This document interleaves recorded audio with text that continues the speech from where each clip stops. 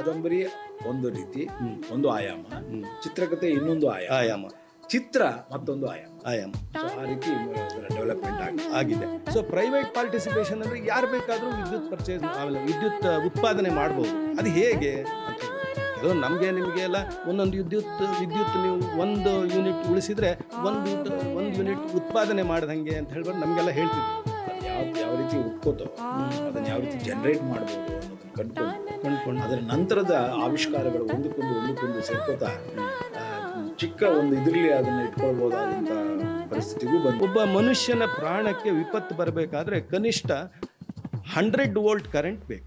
ನಾಗಾಭರಣ ಆವರಣ, ನಾಗಾಭರಣ ಆವರಣ. ಆ್ಯಕ್ಚುಲಿ ನಮ್ಮ ಸಿಸ್ಟಮ್ ಹೇಗಪ್ಪ ಇದೆ ಅಂತಂದರೆ ಎಲ್ಲವನ್ನೂ ಅರಗಿಸಿಕೊಂಡು ಬೆಳೆಯುತ್ತೆ ಸಿಸ್ಟಮ್. ವ್ಯವಸ್ಥೆಗಳು ಆ ರೀತಿಯೇ, ಅದರ ರಾಜಕೀಯ ವ್ಯವಸ್ಥೆ ಇರ್ಬೋದು, ಸಾಮಾಜಿಕ ವ್ಯವಸ್ಥೆ ಇರ್ಬೋದು. ಒಟ್ಟಿನಲ್ಲಿ ಪಟ್ಟಣದ ಮತ್ತು ಗ್ರಾಮೀಣ ಪ್ರದೇಶಗಳ ವ್ಯತ್ಯಾಸಗಳು, ನೀವು ಕಲ್ಚರಲ್ಲಿ ಏನೋ ಕೊಡ್ಬೋದು, ಅಲ್ಲಿಗೂ ಟಿ ವಿ ಬಂತು, ಅಲ್ಲಿಗೂ ಮೊಬೈಲ್ ಬಂತು ಅಂತ ಹೇಳ್ಬೋದೇ ಹೊರತು ಜೀವನ ಶೈಲಿಗಳು ಬೇರೆ ಬೇರೆಯೇ ಆಗ್ತವೆ.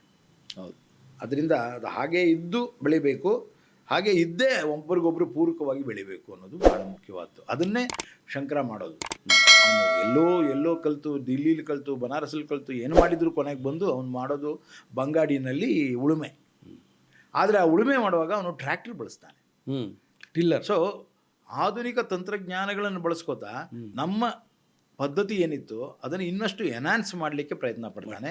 ಇವತ್ತಿನ ಕಾಲಘಟ್ಟಕ್ಕೆ ಅದನ್ನು ತರೋದಕ್ಕೆ ಪ್ರಯತ್ನ ಪಡ್ತಾನೆ. ಹೌದು, ಇದು ಬಹಳ ಮುಖ್ಯ. ಪ್ರಸ್ತುತತೆ ಅಂತಂದಿದ್ದೀವಲ್ಲ ನಾವು ಈ ವಿಚಾರದಲ್ಲಿ, ಆ ಪ್ರಸ್ತುತತೆ ಬಹಳ ಮುಖ್ಯ. ಇದು ಅಷ್ಟು ದಶಕಗಳ ಹಿಂದೆ ಬರೆದ ಕಾದಂಬರಿಯನ್ನು ನೀವು ಈಗ ಸಿನಿಮಾ ಮಾಡುವಾಗ ಅಲ್ಲಿ ಜನರಿಗೆ ಏನು ತೋರಿಸ್ತಾ ಇದ್ದೀವಿ, ಪ್ರೇಕ್ಷಕರಿಗೆ ಏನು ಕೊಡ್ತಾ ಇದ್ದೀವಿ ಅಂದರೆ ಇದೇನೆ. ಅಂದರೆ ನೀವು ಎಲ್ಲೇ ಇದ್ದರೂ ಏನೇ ಮಾಡಿದ್ರು ಕನ್ನಡ ಇಲ್ಲಿಗೆ ಬಂದು ಕನ್ನಡ ಮಾತಾಡಿ, ಅದು ಬೇರೆ ವಿಚಾರ. ಆದರೆ ಇಲ್ಲಿ ಅಭಿವೃದ್ಧಿ ಇದೆಯಲ್ಲ, ನೀವು ಆ ಅಭಿವೃದ್ಧಿಯನ್ನು ಸಾಕಾರಗೊಳಿಸಿದ್ದೀರ ಅಲ್ಲಿ ಈ ಪಾತ್ರದ ಮೂಲಕ. ಅದನ್ನೇ ಶಿವರಾಮ್ ಕಾರಂತರು ಅವರು ಇದರಲ್ಲಿ ಹೇಳಿದ್ದಾರೆ. ಈ ಕಥೆ ನಾನು ಸುಮ್ಮನೆ ಹಳ್ಳಿ ಕಥೆ ಹಾಕಿ ಬರೆದಿದ್ದೀನಿ, ದಕ್ಷಿಣ ಕನ್ನಡ ಜಿಲ್ಲೆಯ ಕಥೆ ಹಾಕಿ ಬರ್ದಿದ್ದೀನಿ, ಕನ್ನಡ ಜಿಲ್ಲೆಯ ಕಥೆ ಅಂತಾರೆ ಅವರು. ಸೊ ನಾವು ದಕ್ಷಿಣ ಕನ್ನಡಕ್ಕೆ ಹೋಗಿದ್ದೀವಿ, ದಕ್ಷಿಣ ಕನ್ನಡದಲ್ಲೇ ದಕ್ಷಿಣ ಕನ್ನಡ ಜಿಲ್ಲೆಯಲ್ಲೇ ಮಾಡಿದ್ದೀರಾ, ಅದೊಂದು ಆಗಿದೆ. ಅದರ ಜೊತೆಗೆ ಇನ್ನೂ ನಾನು ಭಾಳ ಇಂಪಾರ್ಟೆಂಟ್ ಹೇಳಬೇಕಾಗಿದ್ದು, ದಕ್ಷಿಣ ಕನ್ನಡ ಜಿಲ್ಲೆ ಆದಮೇಲೆ ಇದನ್ನು ಏನು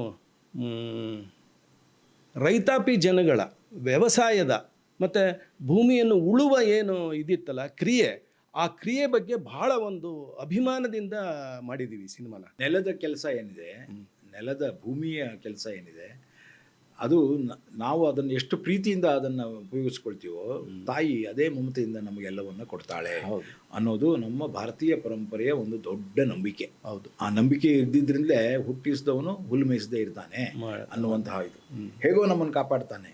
ನಾವು ಅವನ್ನ ಬಗೆದು ಸೂರೆಗೊಳ್ಳಬಾರದು, ಅದರಿಂದ ನಿಧಾನವಾಗಿ ಕೆತ್ತಿ ಬೀಜ ಬಿತ್ತಿ ನಮಗೆ ಬೇಕಾದಷ್ಟನ್ನು ನಾವು ತಗೋಬೇಕೇ ಹೊರತು ಅದನ್ನು ಬಗೀಬಾರ್ದು ಅನ್ನೋದು. ಇವರು ಇನ್ನೊಂದು ಮಾತು ಹೇಳಿದ್ದಾರೆ ಶಿವರಾಮ್ ಕಾರಂತರು ಮುನ್ನುಡಿನಲ್ಲಿ. ಅವ್ರು ಏನು ಹೇಳ್ತಾರೆ ಅಂತಂದರೆ, ಈ ಚಿತ್ರ ಚಿತ್ರಣ ನಾನು ಕೊಟ್ಟಿದ್ದೀನಿ ಸಾಹಿತ್ಯದ ಮೂಲಕ.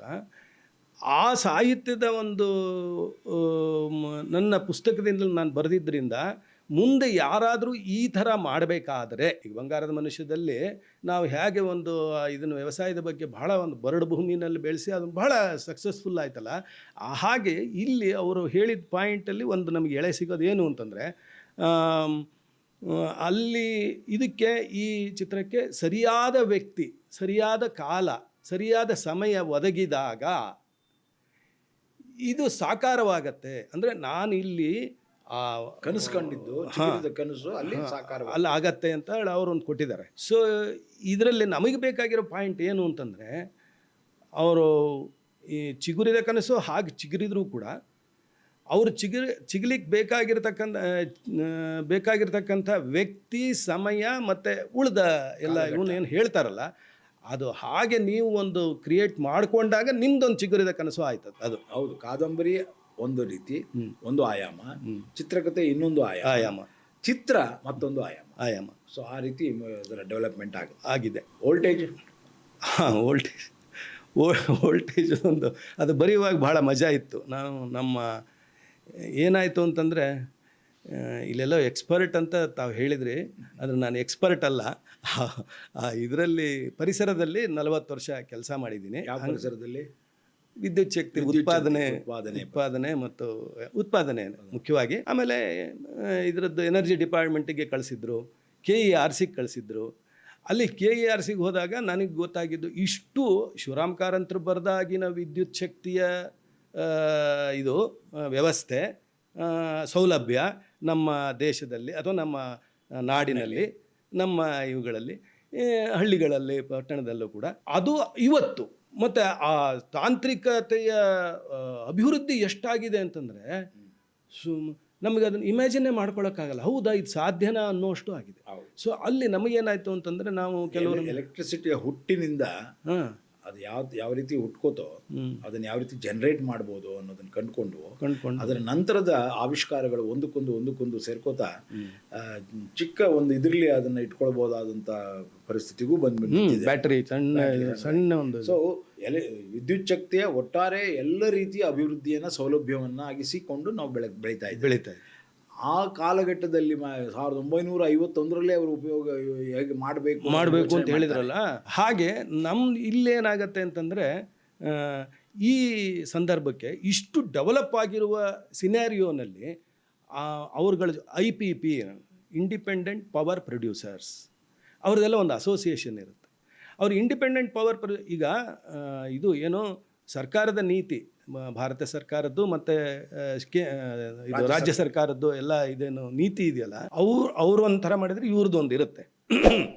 ಸೊ ಈ ನೀತಿಯನ್ನು ಮೀರದೆ ನೀತಿಯೊಳಗಡೆಗೆ ಏನೇನು ಮಾಡಬಹುದು ಅದು ಅಭಿವೃದ್ಧಿ ಮಾಡ್ತಾನೆ ಇದ್ದರು. ಸುಮಾರು ಬೇರೆ ಬೇರೆ ಥರದ ವಿದ್ಯುತ್ ಉತ್ಪಾದನೆಗಳನ್ನೆಲ್ಲ ಮಾಡಿದರು. ಅದರಲ್ಲಿ ಮಾಡುವಾಗ ನಮಗೆ ಇದನ್ನು ಜಲವಿದ್ಯುತ್ ಯೋಜನೆಗಳನ್ನು ಮಾಡುವಾಗ ನಮ್ಮ ಪರಿಸರ ಹಾಳಾಗತ್ತೆ ಅಂತಕ್ಕಂಥ ಒಂದು ವಿರೋಧ ಬರ್ತಾಯಿತ್ತು. ಏನೋ ಅದನ್ನೆಲ್ಲ ಸುಧಾರಿಸ್ಕೊಂಡು ಅಲ್ಲೆಲ್ಲ ಕಾಂಪನ್ಸೇಷನ್ಗಳು ಇದನ್ನೆಲ್ಲ ಕೊಟ್ಕೊಂಡು ಅಲ್ಲಿ ಆಗಲ್ಲ, ನಾವು ಅಫಾರೆಸ್ಟೇಷನ್ ಮಾಡ್ತೇವೆ ಮತ್ತು ಬೇರೆ ಬೇರೆ ಮರ ಗಿಡ ಕಾಡು ಬೆಳೆಸ್ಕೊಡ್ತೇವೆ, ಇಲ್ಲಿ ವಿದ್ಯುತ್ ಬಹಳ ಅವಶ್ಯಕತೆ ಇದೆ ನಮ್ಮ ದೇಶಕ್ಕೆ, ನಮ್ಮ ನಾಡಿಗೆ ಅಂತ ಹೇಳ್ಬಿಟ್ಟು ಅವ್ರು ಏನೊಂದು ಪಾಲಿಸಿ ಮಾಡ್ಕೊಂಡಿದ್ರಲ್ಲ, ಆ ಪಾಲಿಸಿಯ ಅಂಗವಾಗಿ ಇದನ್ನು ಮುಂದೆ ಹೇಗೆ ಕರ್ಕೊಂಡು ಹೋಗಬೇಕು ಅಂದರೆ ಬರೇ ಸರ್ಕಾರ ಅಷ್ಟೇ ಮಾಡೋಕ್ಕಾಗಲ್ಲ, ಇದನ್ನು ಪ್ರೈವೇಟೈಸ್ ಮಾಡಬೇಕು ಅಂತಲೂ ಬಂತು. ಆಮೇಲೆ ಅನ್ಬಂಡ್ಲಿಂಗ್ ಅಂತಾರೆ.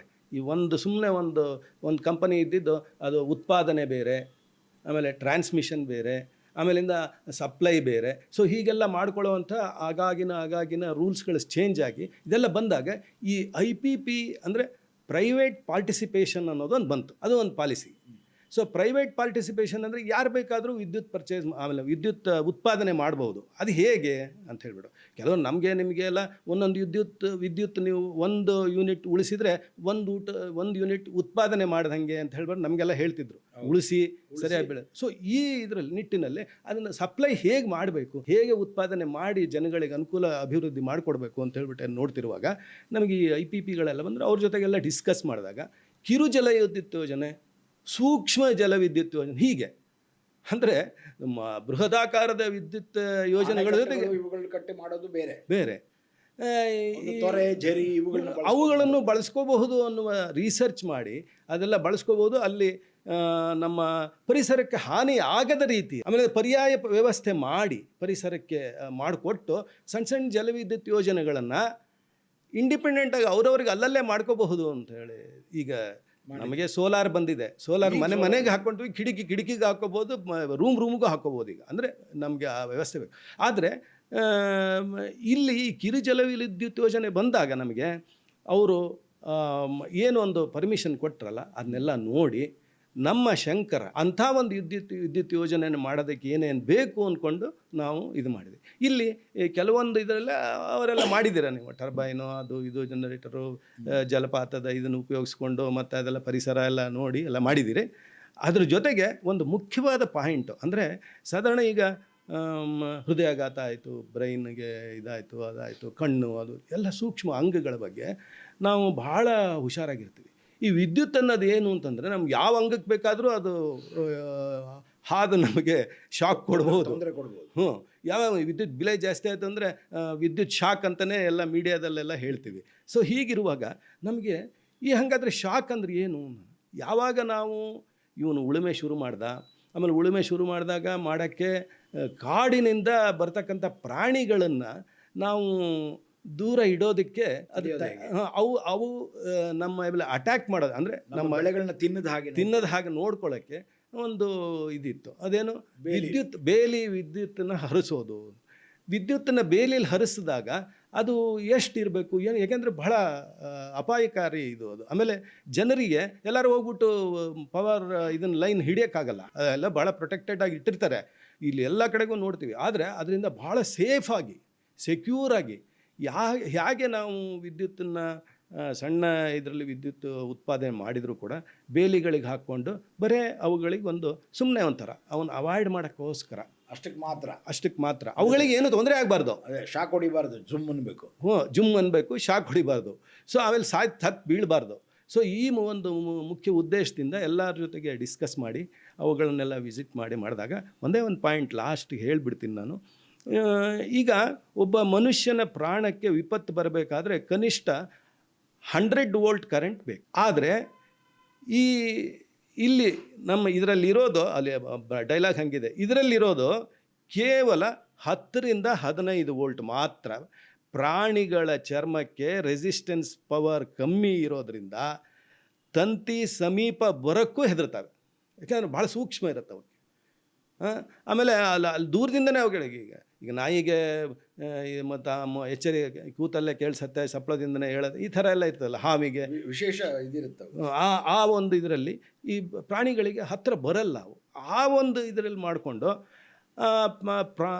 ಮಾತ್ರ ಪ್ರಾಣಿಗಳ ಚರ್ಮಕ್ಕೆ ರೆಸಿಸ್ಟೆನ್ಸ್ ಪವರ್ ಕಮ್ಮಿ ಇರೋದ್ರಿಂದ ತಂತಿ ಸಮೀಪ ಬರೋಕ್ಕೂ ಹೆದರ್ತಾವೆ ಅಂತ ಹೇಳಿದ್ವಿ. ಅಕಸ್ಮಾತ್ ಟಚ್ ಆದರೂ ಮೈ ಜುಮ್ ಅಂತ ಓಡ್ ಹೋಗ್ತವೆ. ಆವಾಗ ಅಲ್ಲೊಂದು ತುಂಬ ಚೆನ್ನಾಗಿ ಒಂದು ನಾವು ಮಾಡ್ಕೊಂಡಿದ್ದೀವಿ. ಅದೇನು ಅಂತಂದರೆ ಮೈ ಜುಮ್ ಅಂತವೆ ಅಂತ. ಅದೇ ಸರ್ ಹೇಳಿದ್ದು ಅಂತ ಅವನು ಶಾನ್ಭೋಗ ಏನೋ ಹೇಳಿದಾಗ ಅದಕ್ಕೆ ಶಂಕರ ಅದಕ್ಕೊಂದು ಕೌಂಟ್ರ್ ಕೊಡ್ತಾನೆ. ಭಾಳ ಚೆನ್ನಾಗಿದೆ, ಅದು ಪವರ್ಫುಲ್ ಆಗಿದೆ. ಇದು ಪ್ರಾಣಿಗಳಿಗೆ ಮಾತ್ರ ಒಂದು ಸಣ್ಣ ಶಾಕ್ ಅಷ್ಟೇ ಅಂತ ಹೇಳಿದ್ರು. ಅದು ಏನಾಗತ್ತೆ ಅಂತಂದರೆ ಶಾನ್ಭೋಗನ ಮೇಲೆ ಇದಾಗುತ್ತೆ. ಸೊ ನಾನು ಈ ವಿದ್ಯುತ್ ಶಕ್ತಿ ಬಗ್ಗೆ ಕೆಲವು ಪಾಯಿಂಟ್ಸನ್ನು ಕೊಟ್ಟಿದ್ದನ್ನು ನೀವೆಲ್ಲ ಏನು ಸಿನಿಮಾ ಮಾಡಿದ್ರಲ್ಲ, ನೀವು ಅಲ್ಲಿ ಅದೇ ಕ್ಷೇತ್ರದಲ್ಲಿ ಕೆಲಸ ಮಾಡ್ತಾ ಇದ್ದಿದ್ದರಿಂದ ಅದಕ್ಕೆ ನೀವು ಎಕ್ಸ್ಪರ್ಟ್ ಅಡ್ವೈಸ್ ಕೊಡಿ ಅಂತ ಹೇಳಿದ್ದಷ್ಟೇ. ಅದು ಹಾಗಂತೇಳಿ ನಾವು ಇಡೀ ಚಿತ್ರಕಥೆ ಎಕ್ಸ್ಪರ್ಟ್ ಅಂತ ಹೇಳಲಿಲ್ಲ. ಅಲ್ಲಲ್ಲ, ವಿದ್ಯುತ್ ಶಕ್ತಿ ಎಕ್ಸ್ಪರ್ಟು ಅಲ್ಲ, ವಿದ್ಯುತ್ ಶಕ್ತಿಯ ಎಕ್ಸ್ಪರ್ಟ್ಗಳ ಜೊತೆ ಕೆಲಸ ಮಾಡಿದವನಟ್ಟೆ. ಆ ಸೀನ್ನಲ್ಲಿ ಬೇಕಾದ ಹಾಗೆ ಅದನ್ನು ಮ್ಯಾನಿಪುಲೇಟ್ ಮಾಡಿ ಅದನ್ನು ಕರೆಕ್ಟಾಗಿ ಸೈಂಟಿಫಿಕಲಿ ಕರೆಕ್ಟ್ ಅನ್ನೋದನ್ನು ನೀವು ಕೊಟ್ರಿ. ಅದನ್ನೇ ನಾನು ಅಲ್ಲಿ ಬಳಸಿರೋದು ಕೂಡ. ಹಾಗಾಗಿ ಭಾಳಷ್ಟು ಅದು ಒಂಥರ ಕಾಮಿಡಿ ಸೀನ್ ಥರ ಇರುತ್ತೆ. ಅವ್ನು ಯಾರು ತಂತಿ ಮುಟ್ಟೋ ಅಂತ ಎಲ್ಲರೂ ಹಿಂದಕ್ಕೆ ಹೋಗ್ತಾರೆ. ಆಮೇಲೆ ಯಾರು ಸತ್ತವರು ತಂತಿ ಹಿಂದ್ಕೊಳ್ಳೆ ನಾನು ಸತ್ತೆ ಅಂತ. ಆಮೇಲೆ ಇವರು ನೋಡಿ ಆ ಪ್ರೋಟೋಕಾಲ್ ಫಾಲೋ ಮಾಡ್ತಾರೆ. ಯಾರೋ ಡಿ ಸಿ ಮತ್ತು ತಹಸೀಲ್ದಾರು ಶಾನ್ಭೋಗರ ನಡುವೆ ನೀವು ಮುಟ್ರಿ ಅಂತಂದರೆ ನಾನು ಹೆಂಗೆ ಮುಟ್ಲಿ ಸರ್, ಇದು ಅವನು ತಿಪ್ಪಿಸ್ಕೊತಾನೆ. ಸಾರ್ ನೀವು ದೊಡ್ಡವರು, ನೀವು ಫಸ್ಟ್ ಮುಟ್ಬೇಕು ಸರ್ ಅಂತಾನು ಅವನು. ಇವೆಲ್ಲ ಮಾಡಿಕೊಂಡು ಆಮೇಲೆ ನಾನು ಮುಟ್ತೀನಿ ಅಂತ ಶಂಕರ್ ಅದನ್ನು ಟೇಕ್ಸ್ ಓವರ್. ಅದೆಲ್ಲ ಚೆನ್ನಾಗಿ ಇದು ಮಾಡ್ಕೊಂಡಿದ್ರೆ ಅದು ಇಷ್ಟ ಆಯಿತು ನನಗೆ. ಅದು ಸೊ ಯಾವುದನ್ನು ನಾವು ಟೇಕನ್ ಫಾರ್ ಗ್ರಾಂಟ್ ಮಾಡಲಿಲ್ಲ. ಕಾದಂಬರಿಲಿ ಬರೆದ್ಬಿಟ್ಟಿದ್ದಾರೆ, ನಾವು ಹಂಗೆ ಮಾಡ್ಬಿಡ್ತೀವಿ ಅಂತೇನು ಮಾಡಲಿಲ್ಲ.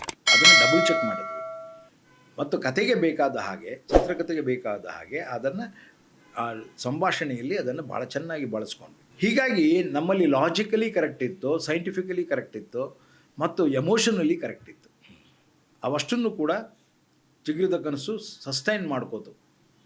ಹೌದು, ಒಂದು ಡ್ರೈ ಸಬ್ಜೆಕ್ಟು ಎಲೆಕ್ಟ್ರಿಸಿಟಿ ಮಾಡ್ತೀವಿ ಅನ್ನೋದು, ಆದರೆ ಆ ಡ್ರೈ ಸಬ್ಜೆಕ್ಟನ್ನು ನಾವು ಬ್ಯೂಟಿಫುಲ್ಲಾಗಿ ಎಮೋಷನಲ್ ಸಬ್ಜೆಕ್ಟ್ ಮಾಡ್ಕೊಳ್ಳೋದಿದೆಯಲ್ಲ, ಅದು ಬಹಳ ಮುಖ್ಯವಾಗಿ ಚೆನ್ನಾಗಿ ವರ್ಕ್ ಆಯಿತು. ಅದು ಸಿನಿಮಾ ಭಾಷೆಯಾಗಿ ನೀವು ಕೊಟ್ಟಿದ್ದೀರಾ. ಅದೇ ಅಲ್ಲಿ ಸಾಹಿತ್ಯದ ಭಾಷೆಯಲ್ಲಿ ಅವ್ರು ಕೊಟ್ಟಿರ್ತಾರೆ. ಇವರು ಯಾರು ಸಾಹಿತಿಗಳು, ನಮ್ಮ ಡಾಕ್ಟರ್ ಶಿವರಾಮ್ ಕಾರಂತರು. ಇಲ್ಲಿ ನೀವು ಹೀಗೆ ಈ ಒಂದು ರೀತಿನಲ್ಲಿ ನಿಮ್ಮದೇ ಆಗಿರ್ತಕ್ಕಂಥ ಒಂದು ಕೊಡುಗೆ ಕೊಟ್ಟಿದ್ದೀರಾ. ಸೊ ಈ ಇಡೀ ಸಿನಿಮಾ ಆದಮೇಲೆ ಅಂದರೆ ಸುಮಾರು 2003ರಲ್ಲಿ ಈ ಸಿನಿಮಾ ರಿಲೀಸ್ ಆಯಿತು. ಒಂದು 2004 ಇನ್ನೊಂದು ಸಿನಿಮಾ ಬಂತು.